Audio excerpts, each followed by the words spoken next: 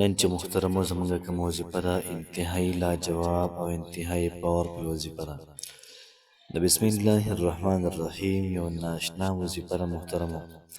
الله پاک به ورسره ستاسو هر قسمه پریشانی حل کوي. الله پاک به ورسره ستا هر قسمه مشکل ختموي. څومره چې ستا حاجتونه دي تمام حاجتونه به الله پاک په ښه طریقې باندې دا پوره کوي. ولې؟ ځکه دا د بسم الله الرحمن الرحیم چې کوم برکت دی او د هغې کې چې کوم خیرونه دي دا به الله پاک تاسو له درکوي. یاد ساتئ محترمو په بسم الله الرحمن الرحیم کې د دواړو جهانو خیرونه دي. یو پکې د دنیا خیر هم پکې ډېر زیات دی او سره د آخرت خیر هم ډېر زیات دی. زه کوم ترتیب او کوم طریقه کار تاسو ته ښایم تاسو په دغه ترتیب او دغه طریقه کار باندې د بسم الله الرحمن الرحیم د وظیفه وکئ. انشاءالله العزیز که په آفس کې کوئ تاسو که تاسو په دفتر کې دا کوئ د کار روزګار په ځای کې دا وظیفه کوئ تاسو وکئ بیا حیرانه پاتې شئ. دغه رنګې تاسو کله کور ته داخلي کې بیا دا وظیفه وکئ بیا تماشه کې ورته څه کېږي خوراک کې او دا وظیفه یې شروع کړله او دا دې وویلې تماشه کوه انلاین څه کاروبار کې دغه رنګې بیمار یې روغ صحت غواړي نو بسم الله الرحمن الرحیم دا ختم او دغه ترتیب او په دغه طریقه کار باندې دا وظیفه وکړه انشاءالله ژوند مې بدلیږي. الله پاک به کاروبار درکوي رزق به درکوي الله پاک دله.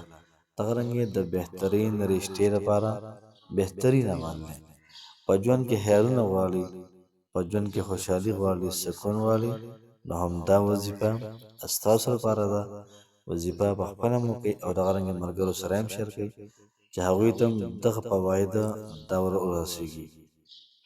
بسم الله الرحمن الرحیم شروع کوم د ډېر زیات بخښونکي او د ډېر زیات مهربان رب په نوم باندې. زه ګواهي ورکوم د دې خبرې چې د الله پاک نه علاوه د عبادت لایق بل څوک نشته. نبی کریم صلی الله علیه و آله وسلم د الله پاک بنده او د الله پاک رسول دی. زما د اسلام ډېرو زیاتو خوږو او درنو مسلمانانو خویندورونو نن چې کومه وظیفه ده انتهایی لاجواب او انتهایی پاورفل وظیفه ده. که تاسو په ژوند کې خوشحالي غواړئ نو تاسو د بسم الله را وظیفه خامخا وکړئ. که تاسو په ژوند کې خیر او برکت غواړئ بسم الله را ختم خامخا وکړئ. که تاسو په ژوند کې خپل حاجتونه پوره کول غواړئ مشکلات ختمول غواړئ نو هم نن بسم الله الرحمن الرحیم دا ختم دا وظیفه دا وکړه انشاءالله العزیز الله پاک به ژوند او دا رنګې تقدیر حالات دا به ضرور بدلوي. محترمانو چې کومه زموږ وظیفه ده د بسم الله الرحمن الرحیم وظیفه ده او انتهایی لاجواب او انتهایی پاورفل وظیفه ده. د وظیفې ترتیب او د وظیفې طریقه کار به داسې شي چې تاسو کله آفس ته ځئ یا کور ته راځئ یا روټۍ خورئ یا انلاین کاروبار کوئ یا زمینداره کوئ دغه رنګې یا تاسو بیمار یې نو د هغې لپاره دا وظیفه کوئ نو څنګه به کوئ نو راځئ مکمل ترتیب او طریقه کار تاسو ته ښایم. ترتیب به داسې شي چې تاسو به یو شپېلې درود شریف ووایئ صلی الله علیه و آله وسلم یو شپېلې دې ویلې بیا به د هغې نه بعد تاسو بسم الله الرحمن الرحیم دا شروع کړئ. خو کله چې کله لاړې آفس ته لاړې اول دغه څنګه په کرسۍ باندې کښېنې او کښېناستې نو بسم الله الرحمن الرحیم به یو شپېلې وي.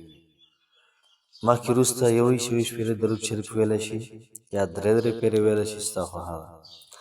دغه رنګې کله د آفس نه راوځې بیا یو شپېلې ووایه. کور ته راځئ او کور ته ور دننه کېږي یو شپېلې ده ووایه. چې کله د کور نه وځې نو بیا ده ووایه.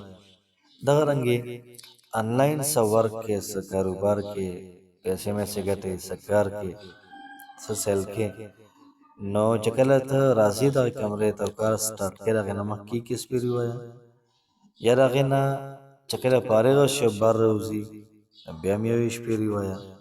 دغه رنګه خوراک نه مخکې وروسته هم یو شپېلې بسم الله. دغه رنګې چې کله تاسو بیمار یا بل څوک بیمار وي د روغ صحت دپاره بسم الله یو شپېلې دی ووایه. ان شاء الله العزیز الله پاک به ډیر زیات رحم وکړي.